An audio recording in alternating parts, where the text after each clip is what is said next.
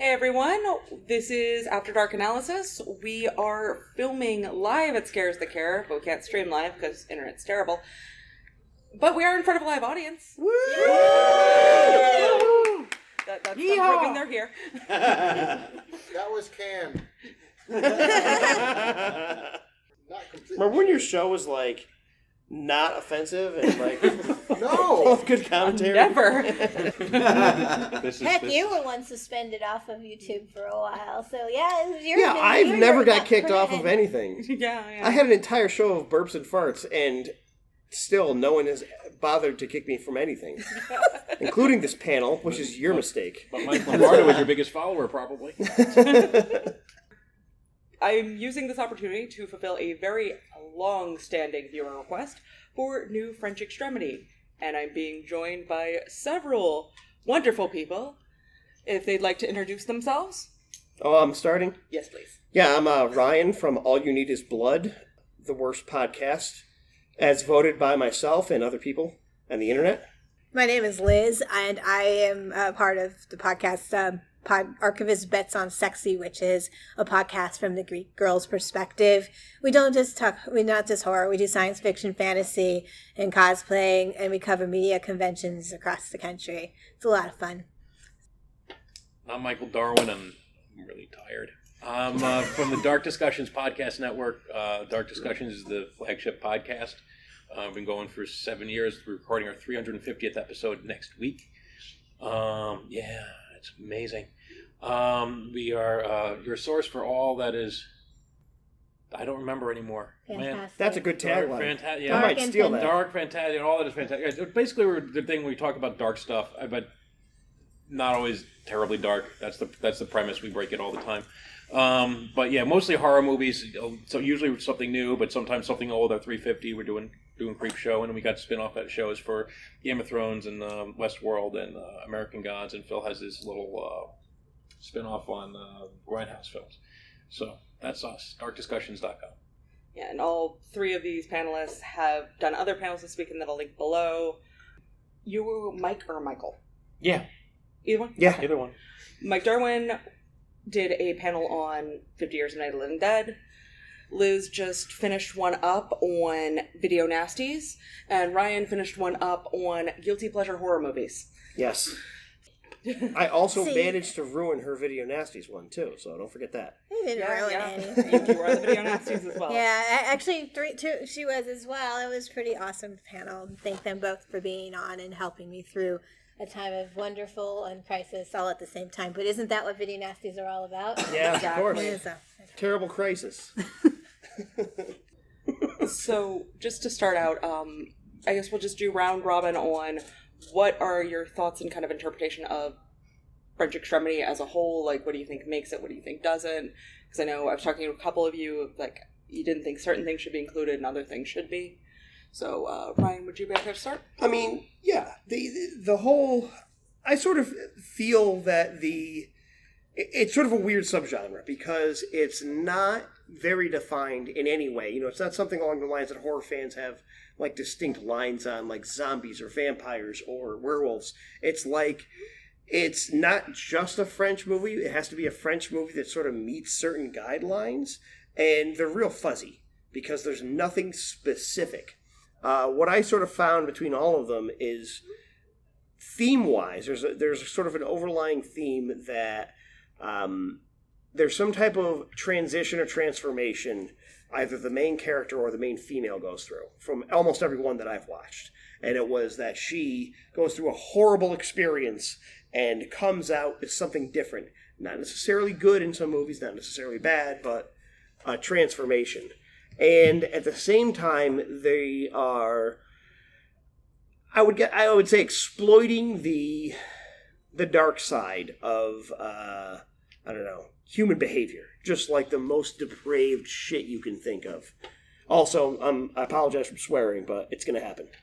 If you're offended by swearing, I would highly recommend turning this episode off. There will be discussions of violence, blood, guts, gore, and seems like rape's kind of a trope through this too. There's so... a big rape theme. There Yes. may be some. Why some- every Very panel rapey. I've been doing has been rapes. Yeah. Okay. Every panel I've been doing is rapes. There may be some messaging of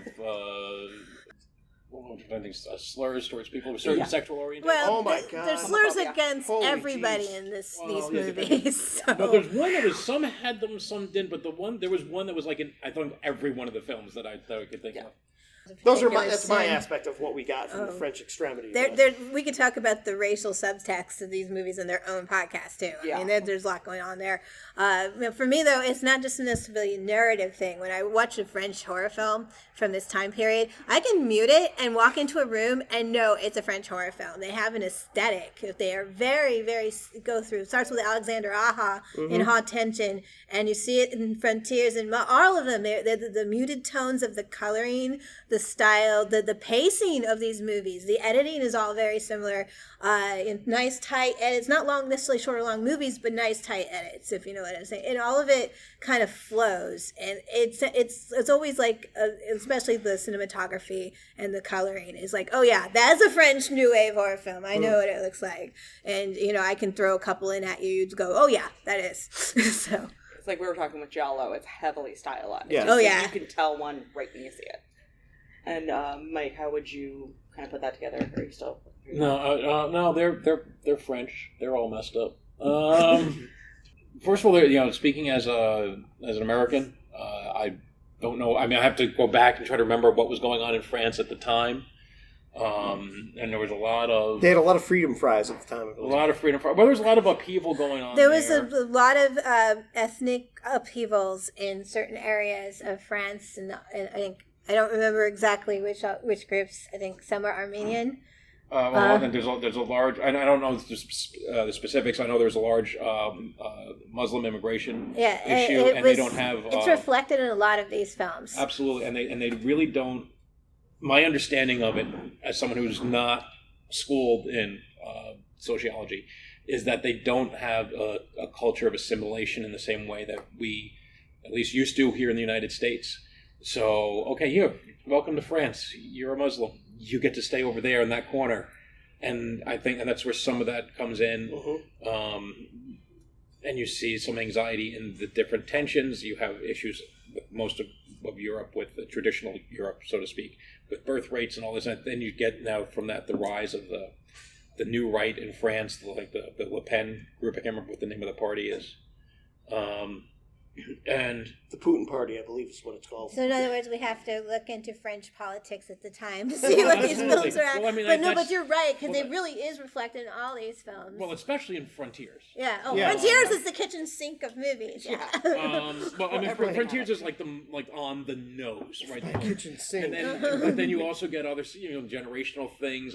You also get with Martyrs exploration of religion, and you go from a very Catholic country. Well, again, a lot of quote unquote traditional Europe, not counting the new immigrants, have lost their religion, right? They are not.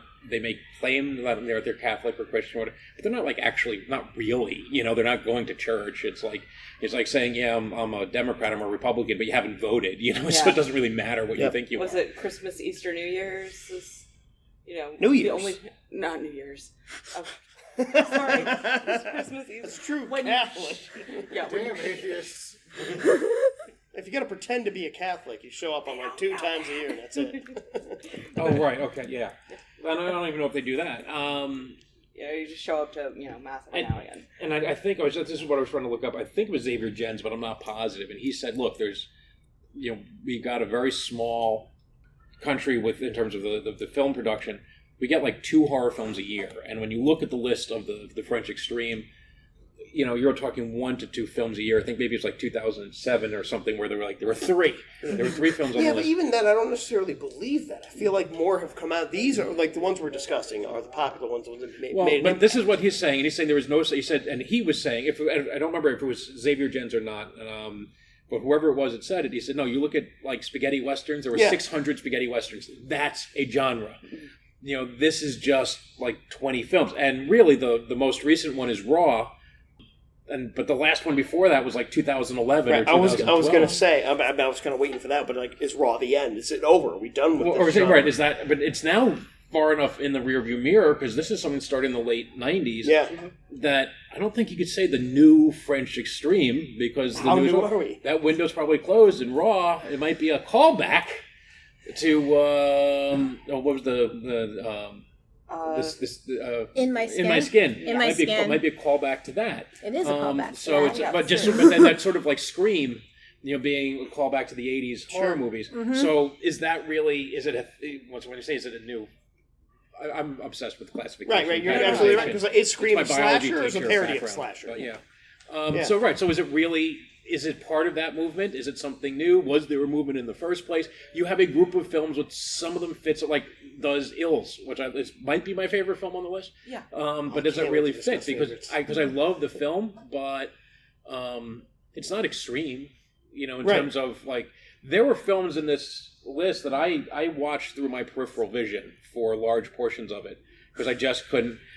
Because you're not a bad person. Well, not good. No, because honestly, part of it's because What does that say about me? When they're all like, I watched Irreversible or Inside for the first time, I'm like, that's my my God. fifth time watching it. You have no idea how much I had watched to it with pause. Grandma. We had such a good time. No, ever since I developed neuropathy, there are times when I watch something, I can feel much like sympathetic pains in my legs. It makes it hard to watch some things I used to be able to do. And so there, so Irreversible and In My Skin.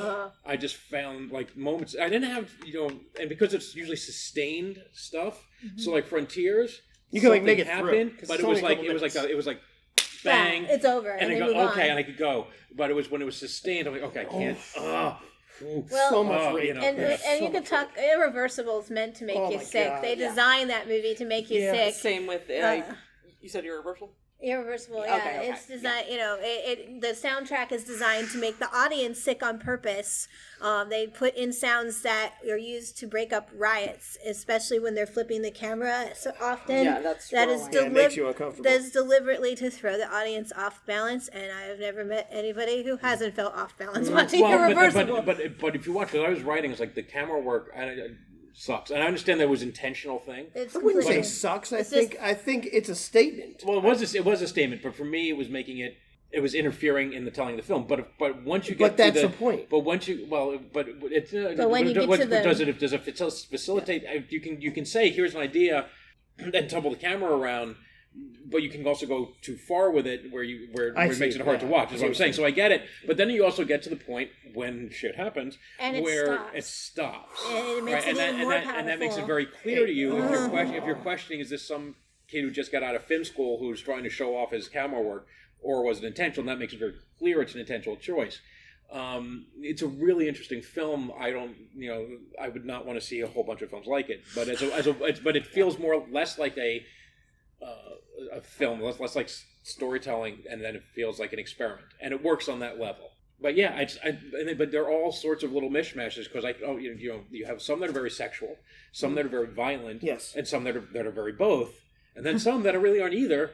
But because they were French and they came out in that period, they get thrown in there anyway. That's a question. Yeah, that was definitely a question and a thing, because we started out, and Ryan was not unfortunately, but he was the only one able to get this film with Sombre. Yes, Sombre. I believe it's Sombre. Sombre. Allow me to be the French expert in here. I took 4 years of French in high school, so obviously I'm clearly the person to get with pronunciations. Directed by a guy named Philippe Grandioux. All right, at least one person snickered on that one. No, this movie, if it's the beginning of this subgenre or genre, I will say it very meager beginnings, because this film is entirely the most pretentious movie I've ever seen in my life. And to say that about a French film, I know it sounds like I'm exaggerating. I'm literally not. I've seen a lot of French movies. That's right. You told me you have never seen I Stand Alone. Yeah. This one thinks it's the hottest shit that's ever been shit. It's just... He has a lot to say, and I believe that the camera work, as Michael was mentioning, is atrocious. And the kindest words I can give it, it's all shaky cam. And I mean shaky cam in situations where you don't need shaky cam. I'm a big fan of something like a shaky cam happening in an intense, there's an attack and people run around, you know what's going on, it shakes around, that's great. I don't need shaky cam where two people are sitting in a car having a conversation and a fucking camera's jumping all over the place. It is nauseating. Yeah. I know Night of the Living Dead had that kind of like shaky cam a little bit, but it was very mild. I'm gonna go with it was way more mild than what you're talking about. I think you're talking about like Michael Bay. This was on purpose too. Like you knew he was putting it in to be like, I'm going to make the people uncomfortable watching this. Yeah, and I was, and I didn't enjoy it, which was my result of the entire film. Now the idea of like I had mentioned earlier, the woman transforming or the violence and sexual assault and all that stuff. There's a lot of rape in the movie, which is to be expected from this kind of thing. There's strangulation. There's zero blood. Zero. There's not really anything that makes you more uncomfortable than people being in the situations. And even when it gets too uncomfortable, he cuts away, which is weak as shit, dude. Every other French movie that I've watched is like, oh, you think this is uncomfortable? Wait till I zoom in on this girl's face getting raped. And you're like, no, that's worse.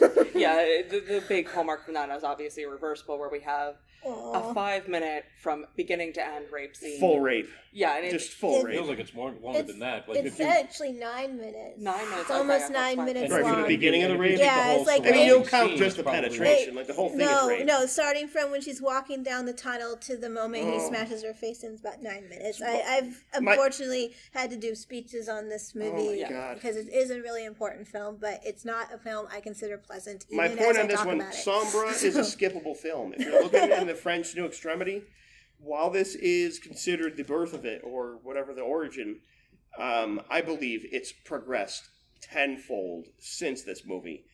I don't know, sort of blown this thing off the charts. I could go into the plot of it, but there really isn't. It's a man that rapes women, and... So, like, Rape Man from Japan. Yeah, basically. Just not funny, I got you. But rape ghosts, though. So let me ask, I don't know if you can answer this, but I'm going to throw the question out there if anybody can answer it. So, is this the result of it just was the first at the gate, and then other people were coming out anyway, or was this an influential film and successful film that other people tried to repeat? Honestly, I feel like this movie was... It almost comes off as a response to like the American 70s style of exploitation films, with something along the lines of like House at the End of the Beach, or I mean the Last House on the Left, obviously the king of the exploitations. Yeah. Yes, Spit on Your Grave, any of those types of movies that are meant to like really evoke a reaction, but I feel like this director is not able to like come even close to that kind of thing. It doesn't have the it's hard to describe, but almost like the European feel you expect from one of these types of films. At one point, it's like it's basic and just get on with it, and at the other point, it's like, ugh, I'm sick of watching. I honestly, this was the only film of the entire collection I did not enjoy seeing. And not surprisingly, since it's France, this movement really did come out of the art houses, and the reason that movie gets picked as kind of that kicking off point, it was the first time one of these art house films had started kind of exploring more violent and taboo themes and starting to try and seem like it was looking more for a mainstream audience. Yeah. So that's kind of where that's considered the kicking off point. It's definitely grown and developed since then, like every genre should. Absolutely. I'm wondering, because I'm an ugly American, everything is from the American perspective. Because you mentioned that the sighting of the 70s grindhouse, and with all due respect to like the Asian horror films and so forth, really, America's been the home to global horror, right? It's been in a lot of ways, or English language countries, if you want to throw in like Hammer horror. While where was horror for those of us who were alive back then and not wetting our pants, and well, not normally, that was kind of a doldrum, right? I mean, you had gone very safe horror, you got big budget horror, like stuff like Silence of the Lambs, and everybody tried making celebrity horror films or suspense thrillers, because then they couldn't win Oscars if they called them horror. Yeah. Yep. Then you got the jokey, self-referential Scream horror films. And we can look back and distill a lot of 90s horror films and say, oh, it was a good decade, but that's like over 10 years. I got arguments about that as well. You know, you could maybe pull out like a movie or two a year, Yeah, or stuff that was really hard to find, like Della Morte. But Oh my god. I love that movie. That, first of all, that's an 80s horror movie filmed Was in it? the 90s. Oh, okay. But I'm saying, so I'm wondering if there was Cattle. something in these French filmmakers that were saying, you know what, we're not getting this from the Americans anymore, right? We're not getting our Hellraisers, we're not getting our Friday the 13th, we're not getting our, I don't believe this our was Spit on Our Graves. I really don't think this was intended as a horror movie, in my opinion. I think it was just meant... Just a horrible film. No, it was really meant to be more shocking than anything else. Like, it was the director's... Isn't that kind of... May I Yeah. interject on that? I actually don't think it's this film that really made French Extremity what we know it. I really think that the credit goes to Haute. I completely agree with that. Because that was the first film that I was aware of as a new French New Wave film. I once back in the day used to spy for a very famous website that will go uncoolly nameless, and they used to throw button-umathons. I didn't get to go to that one, but they would always post what the films were, and the one that read the most was High Tension, which was this French film, or actually at the time it was called Haute Tension. They changed the name because I guess Haute was just too French for Americans. I believe it's Haute Tension. Oh, okay, so Again, so 4 years high school French. I sought that movie out. I looked for it because it got such good word of mouth early buzz on the internet. And I really think that was what opened, because it did well. It did really well in an American market. And that kind of opened the floodgates for a lot of these films to come through all at once. And we got a flash pan of films in like a space of 10 years. Even though it is 1 or 2 a year, it's still... that was consistent for that time period. I absolutely agree. Yeah, I'd agree. High Tension's definitely what broke it in the Western market, because after Sombre, whatever. We had Sombre. I'm just going to say the American title, Criminal Lovers. Unfortunately, none of us were able to track that down, so we can't really speak to it. But then we had Baise-moi, Baise-moi, which translates into Rape Me. This, again... Rape me! Sorry, Nirvana. And we had that, what it translates into is Rape Me. Unfortunately, that was another thing none of us could really track down. I had a lot of region issues. I did see somewhere somebody said it was translated as, I think it was like fuck me, but I don't know. Yeah, So, but that could be one of those things where you have to know the language to know that it's a version of coitus. Once again, these are really aimed at American markets because most of the titles are I'm talking English. about a subgenre of the subgenre right Yeah, now. Yeah, because so getting really specific. we have Rape Me, we have Intimacy, and we have Mère, which translates to My Mother. And I saw Intimacy and I saw My Mère, which I would point out are 3 films that definitely do address taboos, and they definitely do go against cultural norms that we've seen in this. Because I pointed out My Mother is essentially just the film I Stand Alone, which is another French film. And it seems to represent that they replaced all this gore and all this transformative work and all these other things, because there are a couple more tropes that seem to flow through this, like skin extraction and hair cutting and all of that. I don't want to call it body horror, and I don't want to call it surgical horror, but there definitely is a problem with the body. But these have replaced that violence with hypersexuality. My Mother is what you think it is. It's a relationship between a mother and a son. Intimacy is 2 people that don't know each other, and the guy basically ends up stalking the girl to figure out who he's sleeping with once a week. Because he doesn't know her name. So we're seeing, and we've always known America's kind of backwards from most of the rest of the world, especially Europe. Violence is great, you show a titty, you're done. Whereas they are a little bit more sexualized, but they tend to not to like to talk about violence and show it. Or if they show it in a more realistic content or context. If when we shoot somebody that had an action movie, we get a little drop of blood and the person falls down dead. Somebody shot in the head in a foreign film, we see the aftermath of that. So it's more to go, hey, this is a real thing with real consequences. This kind of exaggerates that a lot more, though. That was Intimacy? Intimacy, yeah. Okay. So actually, I wonder. I don't know French, but it's Japan, right? I mean, you have a lot of violence, but they don't even let you see the genitals in porn. Mm-hmm. So it's like it's I've weird. tried. So the United States seems somewhere in the middle of those two. Yeah, it's like Japan and us seem to be more on wavelength, and everybody else is like, sexuality is okay. Oh. But you were getting to one of my all favorite bad. films. It's all bad. No.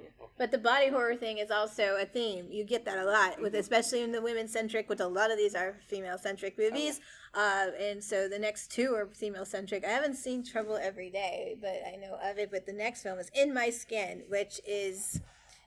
I'm a huge Cronenberg fan. How many people here love Cronenberg? I was just going to ask about the Cronenberg influence. Yeah. I'm so glad you brought that up. In My Skin is the first film I saw, and I was in my 20s when it came out, so it kind of affected me on that level, as it's the first time I've ever saw a movie about girl cutting, which my friends did. I didn't do that. I was into lighting things on fire. It's a whole different problem. Oh, that's way cooler. And I liked making masks. Big surprise, I talk on these things now. But, I knew a girl that would do, and she ended up becoming a body modification person. So in the end, she ended up becoming relatively constructive. But I did have some tint of, like, girls cutting. And, there's also a movie called Secretary, which is more S&M, but it's got a lot of that issue, too.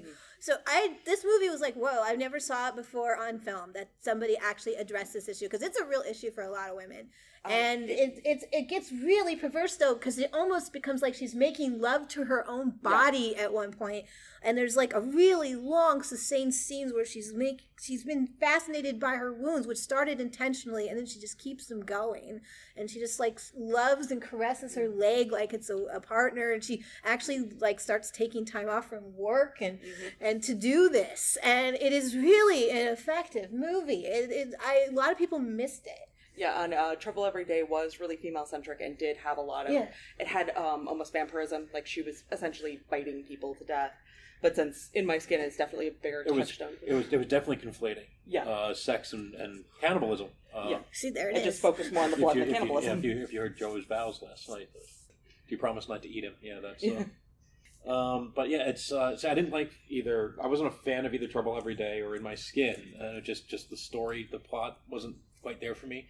But those were kind of hammering. I was thinking a lot of Martyrs, which would come later. And by the way, it was the director of that. I found it was Pascal Ligny or whatever.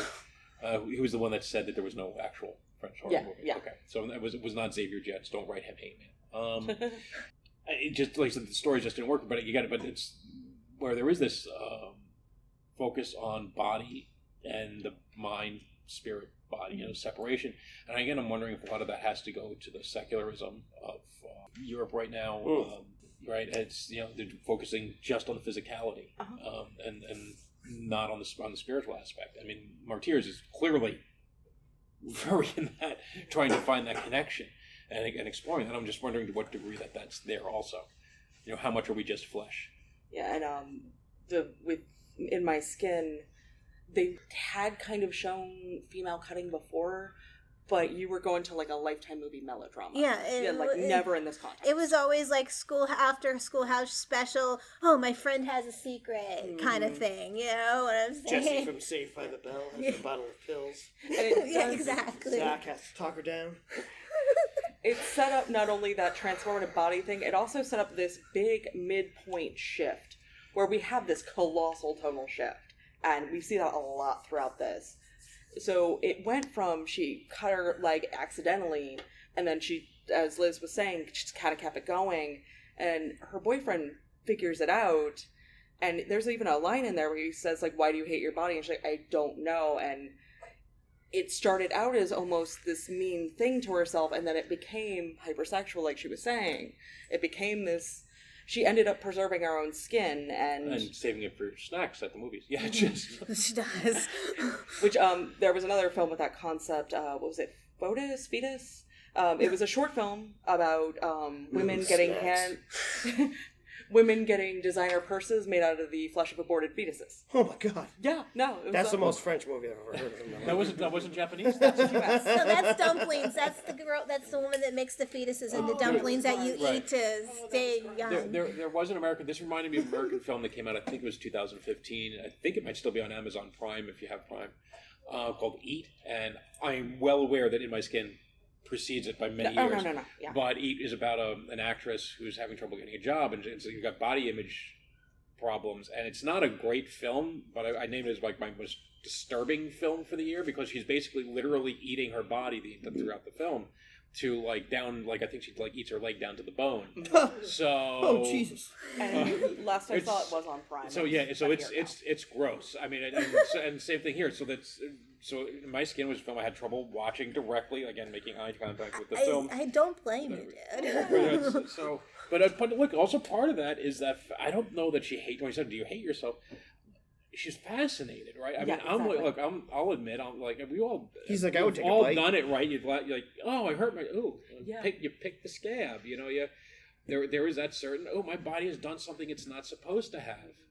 And it's Ooh, what does this mean? It's a way we explore ourselves. I'm gonna eat we it. explore our bodies, and in a non-puberty way. You know what I mean? developmentally that's totally normal, and a lot of people that became doctors, surgeons, constructive members of society had that kind of obsession. We even see that in the second Ginger Snaps film. She's doing it for scientific reasons, Right. but Bee keeps injecting herself and cutting herself to see how long it takes her to heal, to see how much longer it's going to be for her to become a werewolf. But I think as I saw, one of my former students shared a video from on Facebook on Dr. Popper or something. I think. Like, Oh, Pimple Popper. Pimple Popper's like. Oh my like, god! I just got introduced to that show this week. But I mean, is that really any different? I mean, yes, it is different. That's not cutting, but it's still that that exploring the more gross aspects of your body. You know, it's. And I think again, so many of these films are looking at that physicality. Yeah. You know, it's a. I called my girlfriend out for watching that and being like, you complain about me watching horror movies. You're watching the most vile show on television. Literally an entire show built on a woman popping pimples. I'm like, look how gross this one is. Oh, right. That's why I read it, because she just got her own TV show. I can make it worse if you guys want. I don't think I need it. I'm already there. It became a trend to the point where they've actually made cupcakes now that like simulate. Yes. Oh, I saw those. Oh my god, that's what that was. Yep. We've come a long way from John Oh. Belushi's. Yeah. So I'll take basically, these are like Cronenberg. I'm on Cronenberg. That's it. I want Stop some there. depth with my pimple popping. Yeah, Thank exactly. you. Please. And while you Wait for bring pimple A little popping the movie. classy. Give me a Brundle tooth extraction at least. and since you bring up Cronenberg, it's inescapable because, as I kind of said earlier, it's not necessarily body horror. That's where we have the body mutating, becoming something it shouldn't be. This is all people having their bodies what they should be.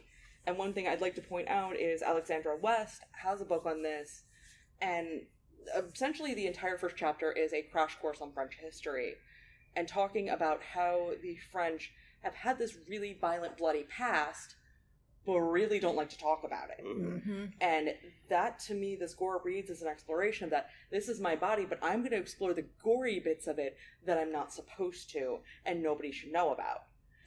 It's also why we see the female haircutting becoming a trend in this as well, because we see it on a few different things.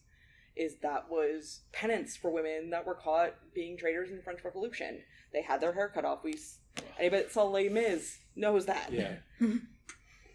But again, this is always the issue, and I always wonder if some reason that these foreign films tap into American audiences, or for those American horror fans, because they are finding things to nerves that we don't work. Yes, it's exactly right. And like Americans would never come up with ghost stories with freaky chicks with long black hair, right? But the Japanese love that. I don't know. And so for us, it's something weird and different. And cutting yourself, I guess, goes with berets and wine. So and wine. Drink wine, you're gonna like this. But Well, this yeah, communion, right? That's 2002, right? Is it In My Skin? Yes. Yeah. And that's the same year. Now, Irreversible became Yeah, this one got notorious. Right, but I didn't hear about it until after you mentioned High Tension. It came out afterwards. I'm with you on that. Positive it came out afterwards. I did for not our know about audience. that. Right, so I think it might have been more a case of here comes High Tension. Yeah. Wow, these French people are freaky. But What again, else they got? You know, what else do they got? What else and is then in the and toy at the box? time they didn't have much, and somebody goes, Yeah, you watch your "Here, Reversible, rape in the you're red like, hallway." Nothing symbolic but about then that. you're like, you know what? That's enough. I'm done. It's Yeah, a little yeah, too yeah. much. Well, it Go back was- to High Tension. Funny that somebody pointed out when I did the necrophilia episode, because I did an episode on necrophilia.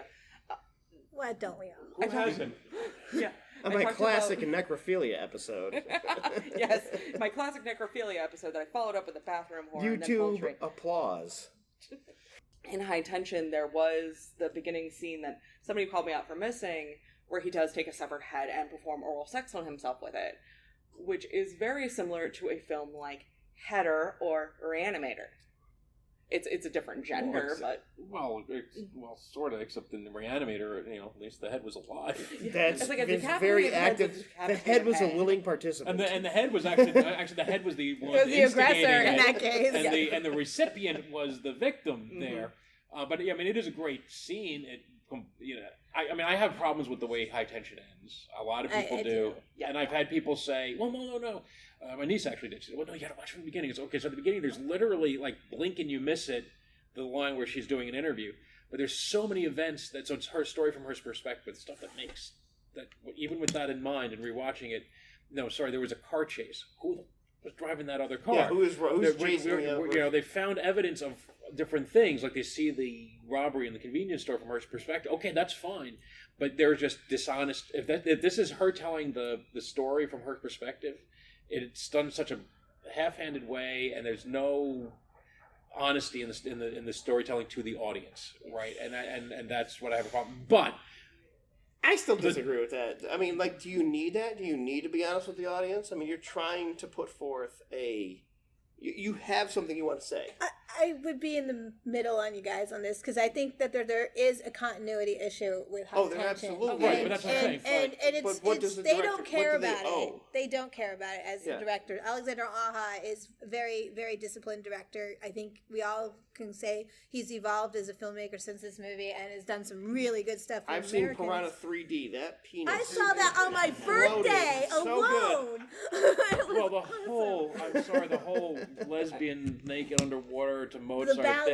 thing. The ballet. Dun, dun, dun. That's like that's like Handel's Messiah. We all should be standing up. When Dude, that it plays on the was screen. beautiful. But I think that cheat. The ending's a bit of a cheat, but the opening with what you're talking about, I don't think is. I think what the reason it's in there is to once say all bets are off on this film. Yes, you that's what I saw think. the one of the most. There's only. I always say this. It's kind of embarrassing, but I love to say it. I encourage child murder in screenplays. That I would almost I agree don't with that. You have to drop the in screenplays part though. Okay, well, in books too. I almost encourage child murder. Yeah, well, Fact. we yeah, will I not wanna- talk about what Mike does for a But, living. but when it comes to narrative, it means, especially in horror, it means all bets are off.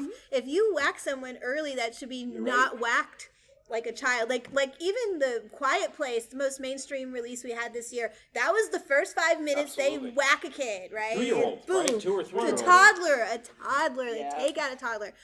This movie didn't do that, but it does start with a guy filleting a dead head and then wiping out an entire family. At that point, all bets are off of how the movie's going to go. I don't wish know the where it ending goes. was a little bit less of a cheat, but the rotor saw sequence at the end still gets my... Oh my Yeah, god! I what's don't there- like this. It's so It's intense. so I good. love Yeah. it. And I love the message. I mean, it's a horrible message, but I love that it's not. It's not, I'm going to chase you down and kill you. It's, I love you. You need to love me. And if you don't, I'll fucking cut you in half with this saw. I love love that you you to looked me pieces. in the eyes when you said that. Yes. I saw you staring. That's why I'm like, this guy knows. Aw, it's so sweet. It's love and murder. No, it's I am a big defender of High Tension. A lot of horror fans, I feel like, will purposefully shit on this movie because they're like, oh, that ending sucks. It was the girl the whole time. I'm like, yeah, that's the fucking point of the movie. I kind of Well, figured yeah, that but pretty early. I think scene to scene, great. Delivers the premise. The name of the film is High Tension, and it delivers. Yeah. on Yeah, High it- Tension. I think it fails in the narrative sense. I'm not big on narratives. But I don't need stories. Well, narrative, story, whatever. I think it fails there from the storytelling perspective, and because with that ending, it didn't make what came before it less enjoyable. And honestly, this is the horror genre. You're not going to tell me that Friday the 13th, The New Blood is, the great, storytelling masterpiece. I'm sorry, are you shitting on Friday the 13th Part 5? Have you seen No, the it's end not of great. House? Not even the right country now, Have you ever guys. seen the end of House by the Cemetery? It literally ends before the movie dies. But, High Tension is kind of the combo breaker because it does give you that warning up front with the head. As I said earlier, because we are starting to run a touch low on time because we have like 10 minutes. Bullshit. I Nobody know else Good is coming ones here. that I haven't touched on. Yeah, that's why I'm like, okay, let's keep it France. I mentioned earlier, we kind of have that big change in about the middle of the film, and Calvaire was really a good example of this, because was anybody else on the panel able to see it? Or No, Mike was not. He wouldn't let us come watch it in his room, so I was not I able to see did. it. I never got around to catching it myself. I said I'd loan you the DVD if somebody wanted it. I see, coordination. I was able to see it, so I will try and summarize as kind of quickly as I can what I'm talking about. Rape and murder? Not That sounds as French. much and as weird as you think. Okay. This is probably one of the more tame ones in terms of violence. What we have is a man whose car breaks down. He goes to stay at a hotel, and then a guy will not let him leave, and the reason for that is your big twist. And it's a story of scorned love. There is a little bit of rape in it. It's implied, though. And it's not overly bloody. We see the same thing in Sheitan as well, which I know you were able to see. Were either of you able to get a hold of that one? Haven't seen it Weird. myself. I enjoyed it until I didn't. The next film on the list I've seen is Them. So... Okay. Yeah, because them, we got, it was very much like High Tension. We got pretty early in, like, this is what's going on. There's something here trying to kill people. With Sheitan, we had the very standard, kids go out to the woods, to the weird house. Oh, she has a collection of creepy dolls.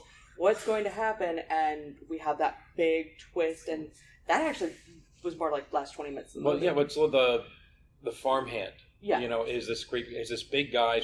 He was like creepy Borat, which creepier Borat. But it was funny because first of all he's calling. I don't know what the French terms were, but the English translations were not polite to the Asian and African members of the group. But he's saying it in very jovial ways, right? He calls the black guy a coon, or it's the English translation of it. I don't know what the French version of it is. But, he's like, hey, you're a good buddy. And it's like, so it's this weird thing here. But they also convey very early on, this is a very strong and powerful man, very virile man, and that plays into it because he's bullying, the one guy who's like longing for this girl, like the whole going through the film. And it's one of the few that really does touch on something supernatural, though there isn't anything actually supernatural, I don't think, in it. No. Because there is some measure of Satan worship, hence the reason, Sheitan. And it talks, and that's another one they talk about religion. And, one character, the black guy, is Muslim, and they, they're saying, well, the others are saying, or some of them are saying religion is bullshit, and they're saying, well, no, Satan is tempting you the whole time. So all this stuff, the temptation, sin works in it, and then it made no sense at the very end. Yeah, to me. But that's on first viewing. Maybe it would have made more sense. But it's an enjoyable film up until what the hell happened at the end. Yeah, the kind of crazy warning shot you get, and this isn't really a big spoiler, the farmhand he was talking about is married to somebody who calls his wife, who is pregnant, very clearly a man in a way. Like, there was no passing. No. It's not just clear man. It's him. Yeah. It's the same actor playing his own wife. Yeah. And by the way, Now not I a want to lovely see man. this. Yeah, like there was You're no saying he wasn't able to pull it off. No. There was no sense of passing in that. It was like, why? Because at first Like, I all did right. think, I'm like, that's a very unattractive woman. Nope, okay, it's we're him going with crying the game mustache. here. Got it. It's like You're watching it, it's like, why is Borat, this character not Which- wearing a dress? Wouldn't read as so freaking weird, except for the pregnancy. Well, It's but like- I think that's Yeah. that's supposed to be weird, Yeah, right? that's It's why like you're you're noting supposed it. to look like, oh, it's not some hot chick, or it's not, or even just your typical, farmer's wife. It's that's kind of a homely woman. And since you did bring religion up with this film, let's look at Martyrs. Just try and at least hit the highlights. Phil, what episode was that? the best episode. Yeah, we did that in an early episode, Dark Discussions, if anybody wants to find it. Yeah, because, I mean, if we want to talk about skin extraction, exploration of the body, the ending of Martyrs is, the girl getting her skin flayed off. And, again, this is a lot like what we were talking about with High Tension. You got it very early in that this is what you were in for. Just family getting blown away. Maybe, 20 minutes in? Yeah, 15, 20. Well, and actually, I'll say I said this in the podcast, is that one of the things that's creepily effective for me is when you start, you have the girl tied to the chair or gets escaped. Mm-hmm. They have the bucket under the chair. Yeah, they don't explain it though. Well, but you know why there's a bucket under the chair. That's my favorite. That's my favorite part. But they don't need to say it. Well, but you see this all the time in movies. The damsel is chained up in the castle, and when the dragon, is she going to the bathroom? I mean, think about all the movies where someone's trapped somewhere and they never mention the fact that they shit themselves or whatever, and just by putting it in there, it adds a little visceral reality to it that makes you a little uncomfortable because you're dealing with like a 10-year-old girl. Mm-hmm. Or 12-year-old girl, somewhere around there. Yeah, it was like the 12 to 14, whatever it is. Junior high, maybe. Not quite high school. But yeah, it's so it's a weird thing. So yeah, that again to me rounds it a little bit. Yeah, and since you hit on the bucket, them giving her a sponge bath, and there is a scene where she urinates. You just really see her face, and she's looking up.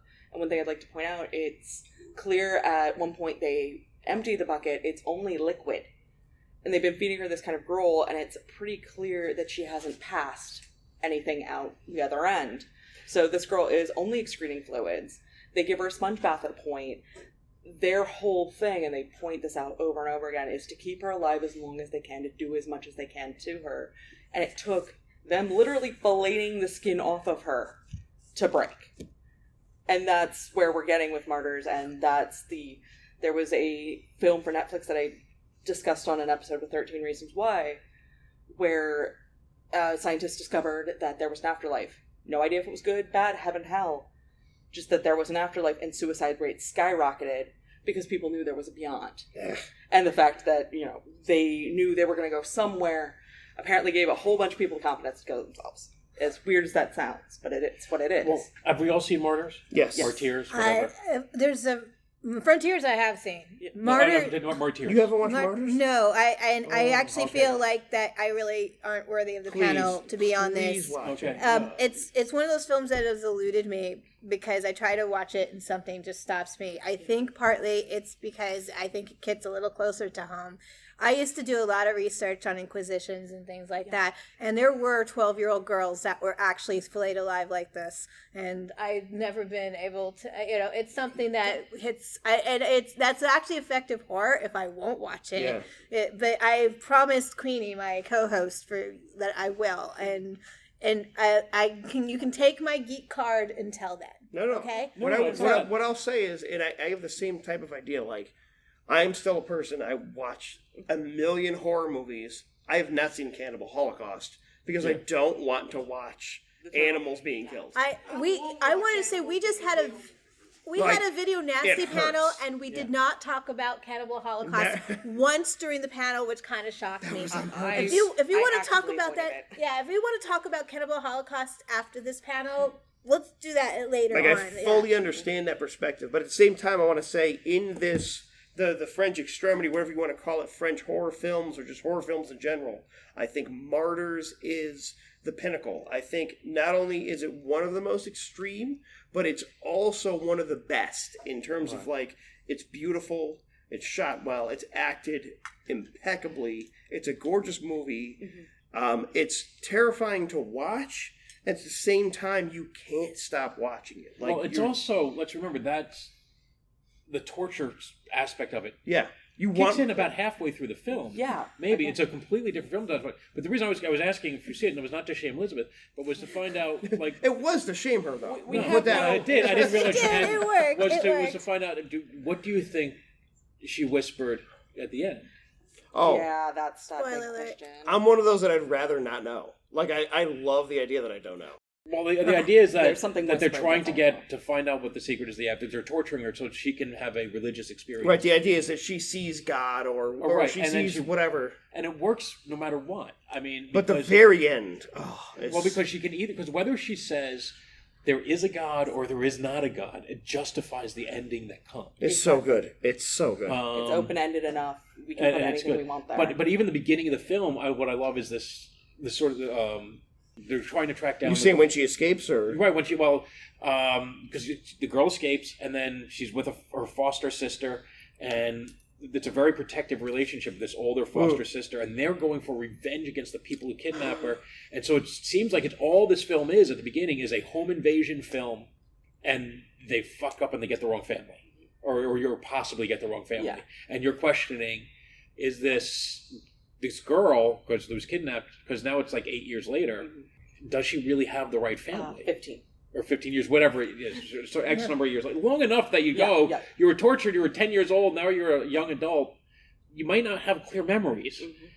And then when you find out what's really going on, it goes so much deeper. it's so dark. And it goes, oh, you thought that was dark? No. That's why I mean this. It's like the most intense. I love this movie. I do need to fix that, and like I said, I actually apologize to your listening audience for my shame. I've never had an interest in doing the holier than thou. Fuck you haven't seen this. Get off.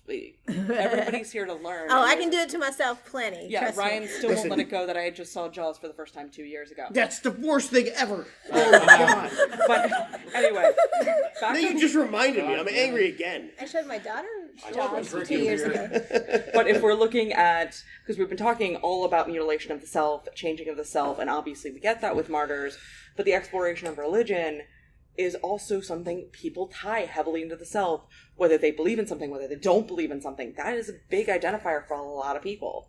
So again, we're revisiting that concept of the self.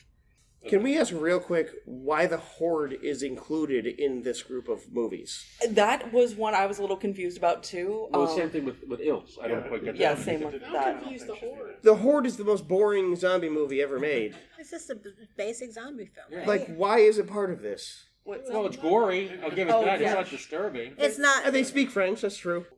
I do want to argue, though. You think it's good? Do you think it's not the worst? I want to argue about that Cannibal Holocaust, because you're talking about raising... I can't watch it.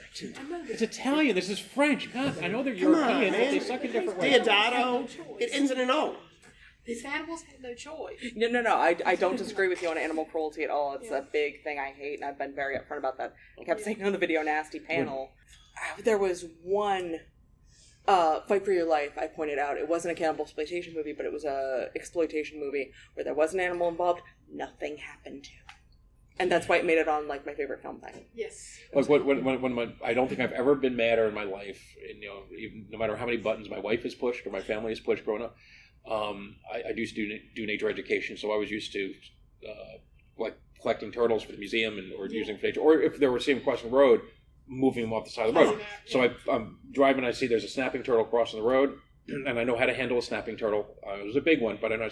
So I pulled over, get out of my car just in time to see a truck swerve to hit it. Yeah, Not accidentally ran it over. It was deliberately swerved, and that to me was just that was just blatant. Yeah. It's not like it's a squirrel. I mean, we're talking And about... it was still alive. I mean, you can see the shell cracked, and it was still I had alive. the same thing happen. I stood there and just screamed, because they did it on purpose. They knew what I was standing for. Oh yeah, I have a baseball bat in the back of my car back when I used to drive because of that. That I is saw somebody weird. do it to a snake. So you're saying you're just a murderer. No, there's a baseball glove and a baseball in there. Oh, there you go. That's the way out. Just in case I get See, pulled I up. like this guy. Smart. All right, so how about sorry, it's your show. You should right. No, it's fine. I'm just trying to figure out how to order it real quickly. If you have any suggestions, feel Inside? free. Yeah, definitely. We're talking about depths of human depravity, and Inside definitely hits there. I don't know if they intended it, but I know there were real stories like that. Oh yeah. That was actually what I was going to bring up. I seen John Waters speak a few times, and that's actually where I found out about Rape Me, and that's really why I wanted to see it. But that aside, He's not a well man. he was talking about Inside and how there was something out there, I believe it was called Womb Raiders, talking Womb Raiders? talking about that, because that Oh my god. We'll give it a minute before I finish off on the horrific thing. How come that wasn't on our list? It was a book, I believe. I was going to make you all read. But, John Waters wrote it. I would read it.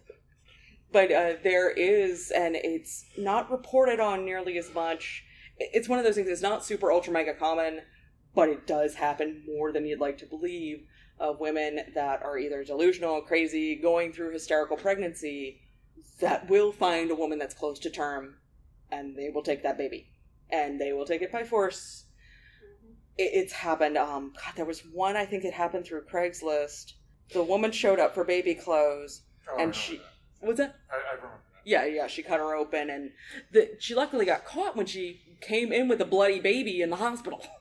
There's also another one where this woman kept saying she was getting UPS packages at this other woman's address. Found out she was pregnant because she had posted it on a baby form. When the woman went to get it, she tried to kill her, and this woman fought like hell and got away and called 911. While the woman who tried to kill her called 911, but at least the other woman did survive and get her baby. Yeah. Jesus. So, yeah, and it's a horrifyingly real thing, and we're talking about exploration of self and things we don't like to talk about, and we don't like to talk about that. They took our whiteboard. But again, that's getting back. They're locking us in the room. The fires are being... maybe this is the escape room. The fires are being lit. While we talk about French films, pretentious, boring French films. So, but this is again the tactility, right? The body. It's all this exploring the flesh, the whole Cronenberg thing, right? And that's that. And really, I'm a guy, but I can't imagine, for a woman, obviously rape being up there, but also just to talk about violation of literally ripping your child out of your womb. That might even be more of a violation than what you get in Irreversible. And this film, when I was rewatching it, and this was many, many years ago, was the first time I realized there was like that mid-twist, because we were watching it together, I think with maybe a few friends. Well, these are the kind of films you want to watch with. Yeah, it's like a family type thing. Yeah, my friends are... Yeah, I'm the friend that shows everybody the weird movies. I'm that guy. And he kept asking, our blood husband, because you guys can't see what I'm pointing at, kept asking me, it's like, what's wrong with this woman? What's wrong with this woman? Why won't you tell me what's wrong with this woman? Because we hadn't hit on why she was there yet. And you just see this woman breaking and these film ripping apart and these flashes she's getting. So she just looks crazy, and then when you find out a reason, it's like, it's not justified, but it's more understandable. Yeah, and it does for scissors what Leatherface did for chainsaws. Yeah. Frontiers hit into religion a little bit, didn't it, as well? A little bit. Yeah, it's a little bit in that Texas Chainsaw Massacre hit into religion a little bit, and Frontiers is just fucking Texas Chainsaw Massacre in French. One thing I do want to point out as well... With Nazis. I'll put the Nazis in there, you're right. Another trope I've seen going through this, it's about as common as the haircutting, the dinner scene in TCM. Yeah. I've seen that in several of these films. Completely replicated in Frontiers, though. Yes. And for people that are like... Down with the feeding the old person. I had not seen... as well. I hadn't seen Frontiers until this podcast we're talking about, and watching it, I'm like, what the fuck are these people talking about? It's the most blatant Texas Chainsaw Massacre ripoff I've ever seen. Yeah, no, I don't. And that says a lot, because I've seen a lot of Texas ripoffs. Except for the remake, but no, this was way worse than the remake. Are you kidding? But I still liked it. It's hitting all the same beats, but sometimes we like seeing those familiar stories. Yeah. I mean, that's what James Bond movies are, right? They're all just... I completely agree, but at the same time, I was like, when I think of a French movie, I think of art, impressionism, I want something different, and what I got was a complete copy of an American slasher. With a little bit more of a political very little. Well, I'm not saying... It's very, very blatant, because you have... It's the 70s versus the 2000s. Right, well, because you have, instead of having the hippie kids, you have these... There's like a gay character. You have the gay... Well, is it and gay? that's another thing I You have want the to Muslim character. Yeah, right? I mean, I understand it, but at the same time, it's like, it's a thing. And you have more... Yeah, it's certainly a very... Like, if you like Texas Chainsaw Massacre films in that category, you'll probably enjoy... It was Frontiers. very blatant, though. I was disappointed. But I think if you ask the director, was that Jens? Who was the Frontiers? James. It was David Jones. Thank you. I have a feeling he would say yes. That's exactly what it was. That it's his. But I think, look, by the time that movie gets made, Texas Chainsaw Massacre is over 30 years old. It's okay. You can kind of touch on those things. You're right. It's not going to get. You're right. It's not going to get points for originality. Touching on those things is fine. Literally, This is a remake. things, it was yes, completely a remake. Yeah, that's fine. I don't mind that. It's a French. It's a French remake of Texas Chainsaw Massacre. Yes. I don't have a problem with that. I'm fine with that. And if you say that to people, say go watch that. It's a French remake of Texas Chainsaw Massacre. I will say It was a commentary on the riots of Paris back in films. Absolutely. I did enjoy the main character. I thought was unique enough, and she actually had a journey, which I liked, as opposed to Texas Chainsaw Massacre, where she was essentially just a piece of screaming meat to use. I liked that. Band name. Yeah, that's a good band name. Screaming meat. I did like that she actually had things to do, her own, sort of transition that she went through, like in the beginning of the movie when there's like the riots and stuff happening, and she's pregnant and she wants an abortion, and there's a whole like thing going on. The entire background of that, I liked her transition as a character, and that was a positive additive. But everything else, I was just like, "Are you kidding me? What are you going to tell me next? They're Nazis? Oh, they are Nazis. Oh." But and I did want to hit on one last bullet point because we did kind of start to touch on it. There does seem to be, because you and I were talking about this and just trying to condense it, there did seem to be some homophobia running through all out this. Oh my god. The slur is used very often, but what I'd like to really go into with Irreversible is, they kept calling him that when he's on the stretcher, and that's unfortunately not culturally specific. You're talking about the F word. Yes, I am talking about the F word. There are certain things I don't like to say, and that's one of them. But when they're pulling the guy out of the stretcher at the beginning of Irreversible, after he's gotten his face beaten in, they were calling him that. They were saying, "I hope you go to jail. I hope you get raped. I hope you get AIDS." That, to me, makes it clear homophobia beyond just the slur. But they were also calling one of the characters a pedophile. I would only disagree with that in that I think they're displaying a type of homophobia, but later in the movie, it becomes much more. I say later in the movie, but earlier in the story, because it's told backwards. Right, it's tough to discuss Irreversible in terms of like chronological sense. Yeah, no.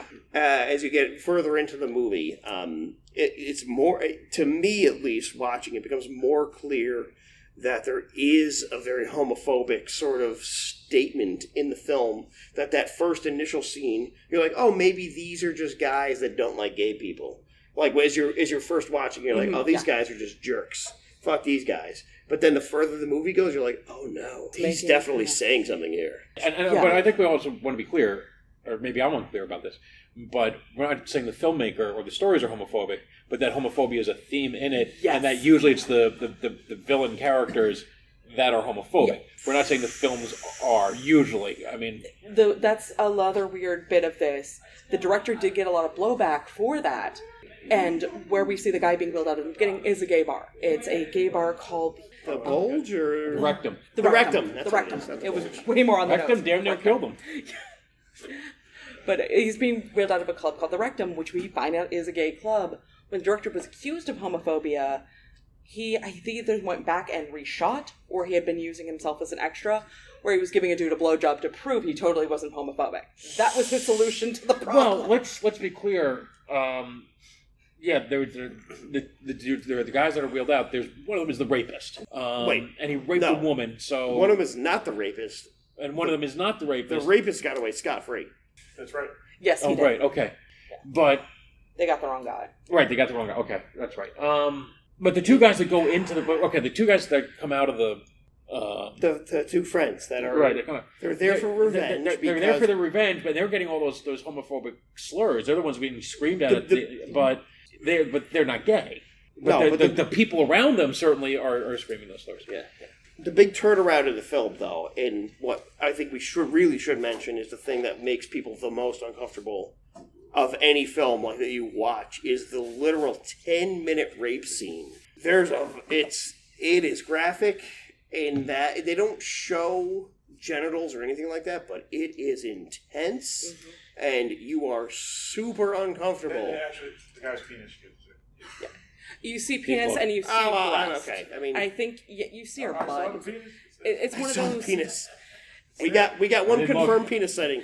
It's not like something you would see in Hustler where it's like head in. No, it's not Yeah. sexual. It is Oh, no. meant to be offensive. Like it's It's meant to be disturbing, and it's meant to be upsetting, and I think we'll all agree that good. That's what it should be. We should not see rape as something titillating unless you have a safe word. I think it is one of the most brutal rape scenes. I've never seen a rape scene as intense as Yeah, that I don't disagree. in film. We have a panel topic next year. Bare bones at its core, we had the act from start to finish, literally and figuratively. With a Steadicam, we got no cutaways, no breaks. That is just Super right rape. in there. I mean, credit to the actress and actor God. in that scene. Like, I couldn't imagine doing that. And I can't speak to the actress, but I mean, just as a guy, I couldn't imagine having to act that out from the male perspective, let alone the female. I mean, I don't know that there's enough showers in the world. I mean, credit to Monica Bellucci. She is fucking amazing in the movie as a character. And what I like, and because again the whole story is told backwards, and so you start with the sort of the main character is the boyfriend who's seeking revenge on the rapist. Right, you see the male perspective at the end. You're like, yeah, obviously this guy's going to try to kill somebody. Right, and it's good, and you understand why he's going. But it's sort of a little mystery of what happened, and you work back through the fact that the character was raped and murdered. Yeah. But what's interesting about the story structure is that she starts with, this woman who you've never met, you don't know, was raped and murdered, and so she's like a news statistic. Yes. And you keep rewinding to... And then you get the character at the end. And then to the beginning of the day, and... Do we know that she was murdered? I mean, she survived, I think. I think they said she was murdered. Oh, I thought she survived. She was in a coma, I know that. Yeah, she's in a coma. Maybe I missed it. Okay, I only watched it the one time. You don't need more than once. Yeah, no, you don't. Too much. You don't need to see. But then you get to know her. That development is that. So that's the weirdest part about this movie, which I really like, is that Gaspar Noé, that directed it, he's a French auteur, but at the same time, he actually has something to say in a unique way of telling it, which I think is different from... Honestly, there's a lot of French directors that think they have something to say in a unique way of telling it. They're no Gaspar Noé. He is a unique person in his... the way he approaches film and the way he tells stories on film. And this was, it's not his first movie. He did a bunch of shorts and stuff, right? Mm-hmm. But this was his first, major outing. Yeah, it's definitely the one that crossed over. Oh, did he? Yeah. I hadn't seen that one. Butcher, he turned that into a full-length feature.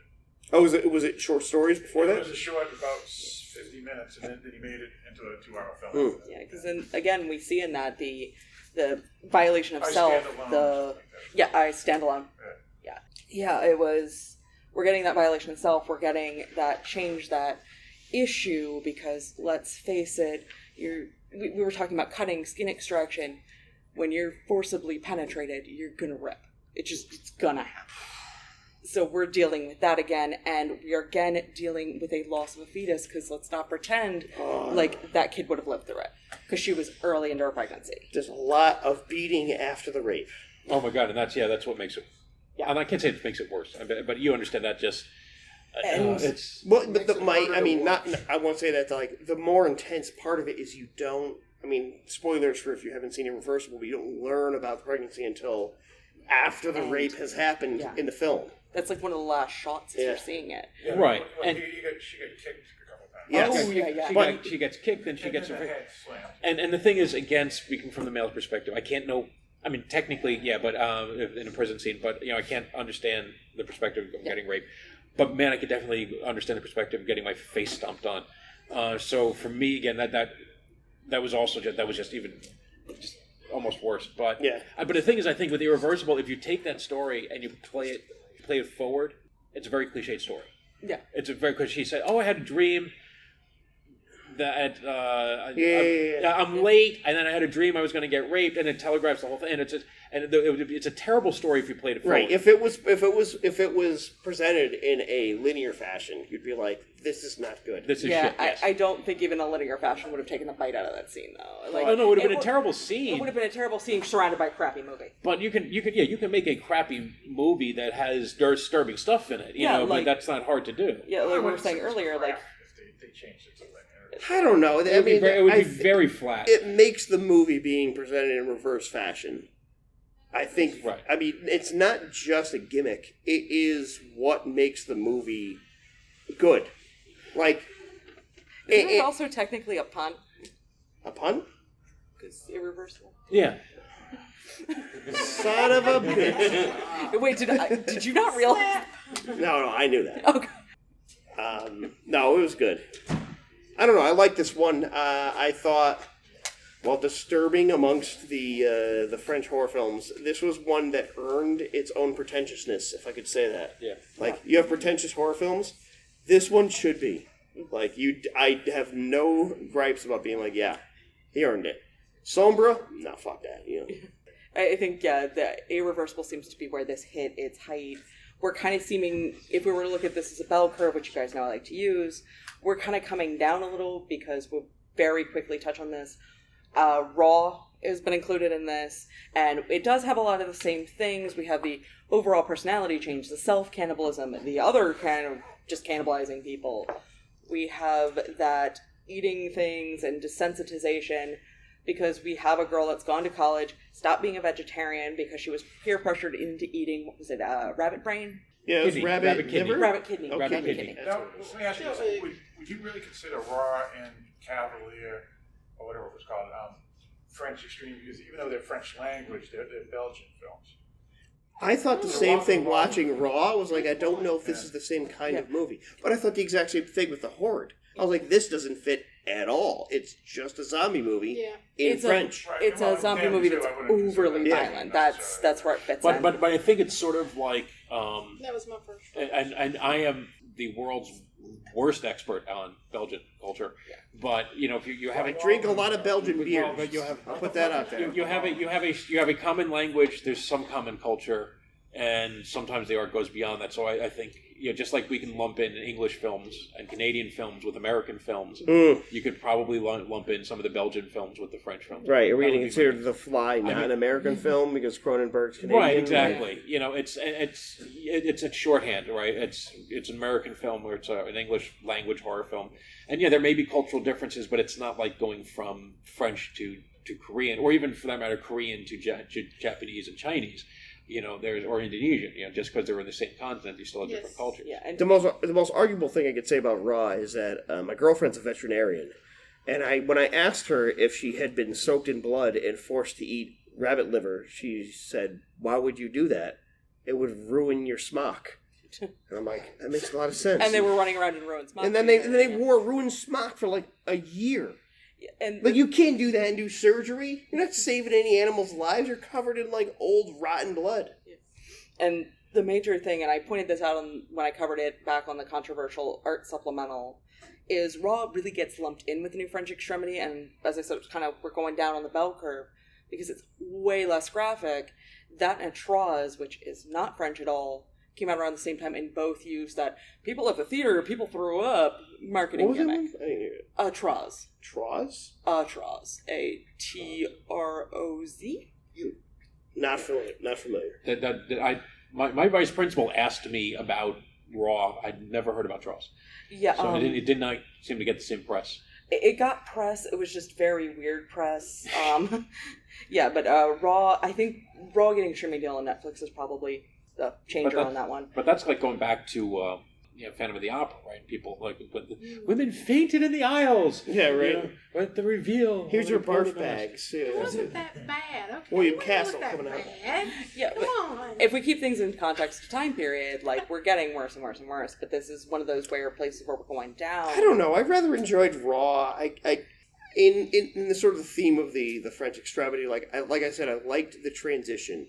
That's one of the big themes in it is the woman transitioning from one way that she is at the beginning of the film into a different way that she is at the end. Yeah, no. And Raw definitely hit that 1,000,000%. They're coming Have after you us guys with talked balloons. about Inside yet? Yes, we have. Well, a little bit. Okay. Yeah. Any thoughts on Inside? Let's hear them. Eric was I think misunderstood. I get to the point where nothing shocks me, and so I watch movies like that hoping to be shocked, and it totally delivered. I mean, the actress that played the villain was so horrible looking that really Yeah. made her even more The terrifying. French films will definitely, Yeah. those will do it. Yeah. She'll give you the list if you need part it. where she, spoiler alert, Yeah. she kills her mom by The mistake. Yeah. Like that was Holy like, jeez. I love that trope, by the way. I Yeah. love the accidental kill trope because I've talked about this in the past. Stupid decisions, your anxiety's high. Yeah. You're not going to make That good makes- decisions. yeah. And The Strangers had a good one. yeah, Strangers is the other good example of this. And just, are you guys the next panel? Okay. You're out. Get out. All right. All right. We're going to wrap up real quick. Because they have balloons. They do have balloons and they are threatening them. And they start in 3 minutes. Yeah, no, they absolutely do. So we are going to cut it here. I'd like to thank Liz from Archivist Battle and Sexy Witches. She's had to leave for a costume contest for her kid. Thank you. That was Ryan, her. It was totally her. Ryan Tutolo from All You Need Is Blood for coming back onto this program for some god-awful reason. And Mike Darwin from Dark Discussions, who's making his first appearance out and hopefully won't be the last. Thank you for having me. Yeah. This was fucked up.